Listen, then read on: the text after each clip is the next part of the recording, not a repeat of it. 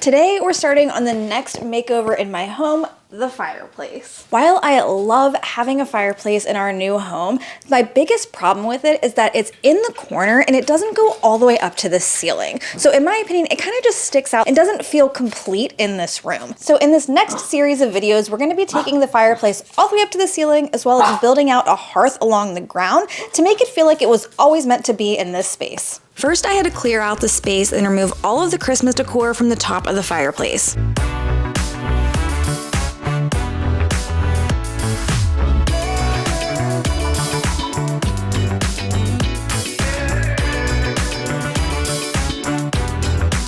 I'm gonna use some painter's tape to outline where I want the hearth to go, and then we can kind of use this as a guide to measure our wood so we know how long it needs to be.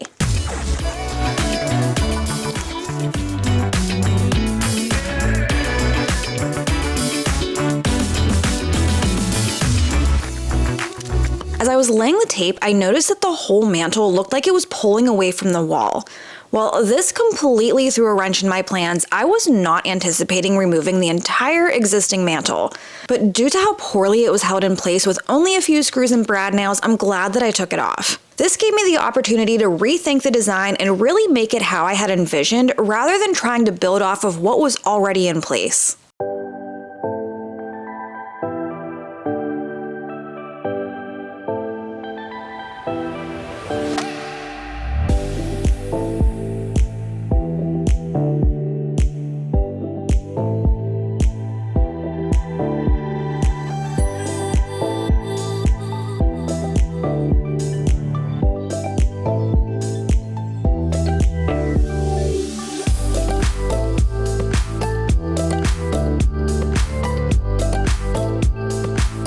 With the mantle removed, we headed to Home Depot to get some 2x4s for framing out the top wall, hearth, and mantle. We went with the premium burl first studs over your basic 2x4s, as they tend to be straighter, and I'm building out a wall here, but you still want to check each piece for any bowing. Next, we're going to cut down all of the 2x4s to build out the frame and be able to take this fireplace all the way up to the ceiling. So we're going to cut one piece that's going to go along the bottom, right on top of where the current fireplace ends. And then we're going to cut down a couple of vertical pieces that will hold our drywall. And then at the top, we're going to cut down two more 2x4s to go right across the ceiling. That's going to be our anchor piece.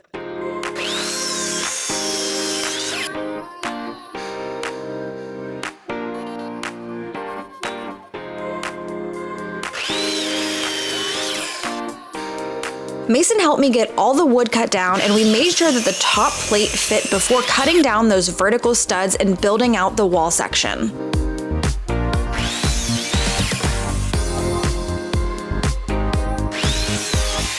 I marked where all the studs needed to go so that they are 16 inches on center.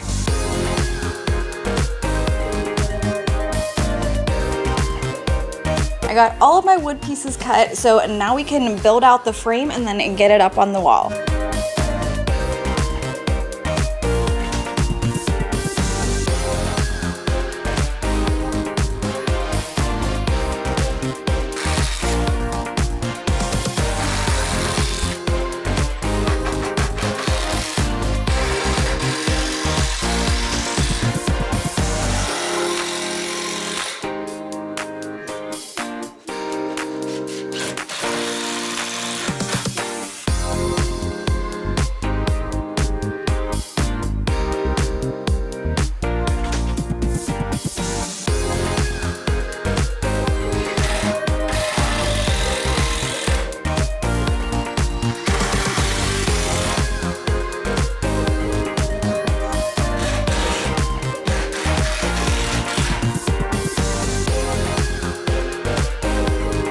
I'm gonna build out the framing for everything first. So next I'm gonna be using some more 2x4s to build out that hearth. And since we took that original mantle off, now I can kind of changed the way that I was going to do the hearth in the first place. So we can kind of ignore that tape that we had added at the very beginning. And now I'm gonna take the hearth all the way over to the wall on either side. And to do that, like I said, I cut down some 2x4s, and in between all of my 2x4s, I cut down these little spacers. These are about 3 inches each. They're gonna go in between my two 2x4s, and that's gonna create the frame for the hearth. In order for the hearth to fit properly, I have to remove part of the baseboard where it's gonna sit.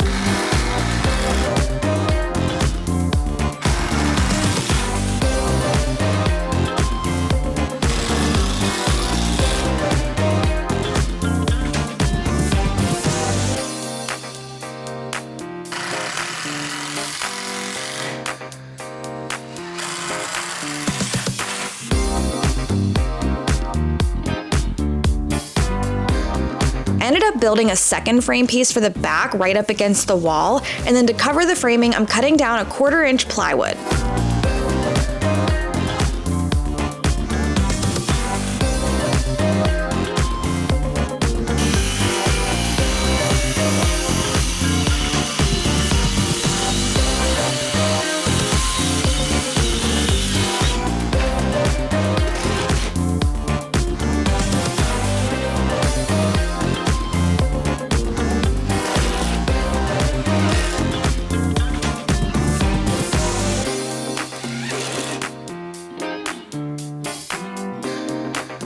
Somehow the two frame sections were not level with each other, and I could not figure out why with them sitting on the same flooring. But Josh had the brilliant idea to cut down some of the scrap MDF that I had from the Whiskey Lounge makeover, and that was perfect. Problem solved.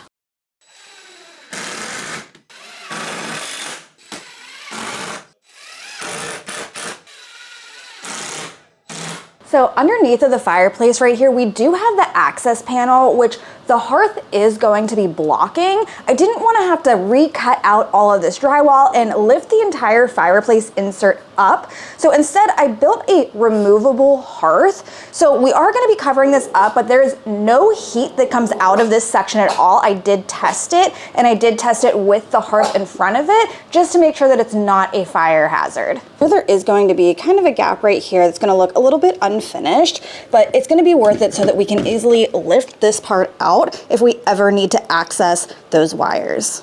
For the back, for the surround part of the fireplace, I found these plastic but 3-dimensional tiles from Amazon that looks like brick, and it actually fits perfectly right above here. But I'm gonna place this all the way around this lower section of the fireplace and then also along our hearth. Now, the reviews of this product were actually really terrible on Amazon. It only has a 2-star review. I think it might be 2.5 stars, but either way, it's pretty bad. But I knew this was exactly what I was looking for, with it having that 3-dimensional element to it and actually looking like stone or brick. And what I want to do to it, I think if I were to just throw this up on the wall, call it a day, yes, it would look cheap and it would look like plastic. But what I'm going to do is take joint compound and kind of do a German schmear technique, similar to what I did in my kitchen at our old house for our backsplash. And I really love that look and how that turned out. So I think adding that joint compound over top of this is going to dull down some of that shine, but also give us a more realistic look without adding all of that weight of real brick or real stone. The first panel I cut down, I used an X-Acto knife, but then I realized that scissors work too, and that was much easier.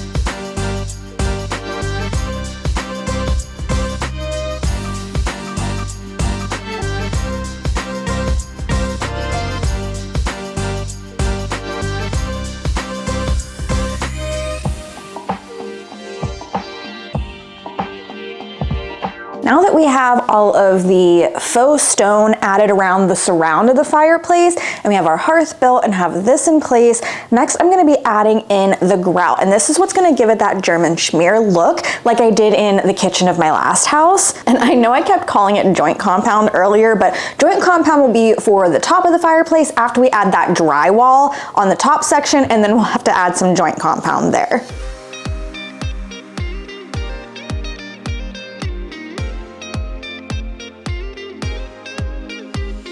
You have to let the grout set up and absorb that water for about 5 minutes, so I taped off the walls while I waited.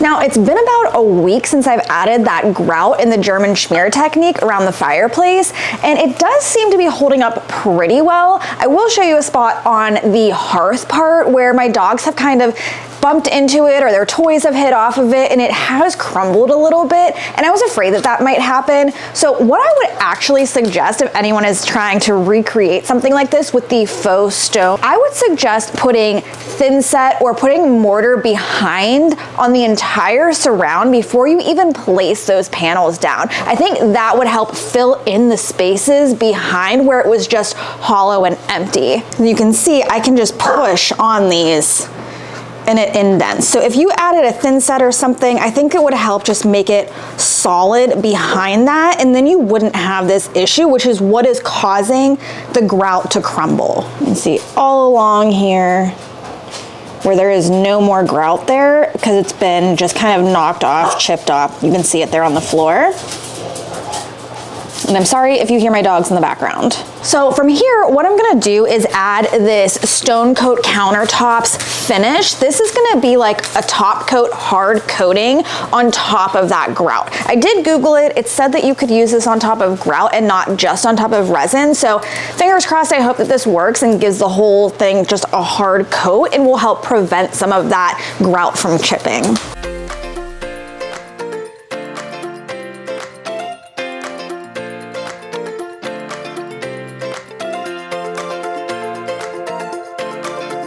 I used a paintbrush to apply the top coat to make sure that I could get into all the grooves of the grout, even though the directions tell you to use a sponge roller, but this worked out really well. It added that hard coating to the surface and has helped prevent the grout from cracking and chipping off. One thing you want to be cautious of when using this top coat is not to overwork it. Brush it on and then move on, otherwise it will start to build up and ball up on you.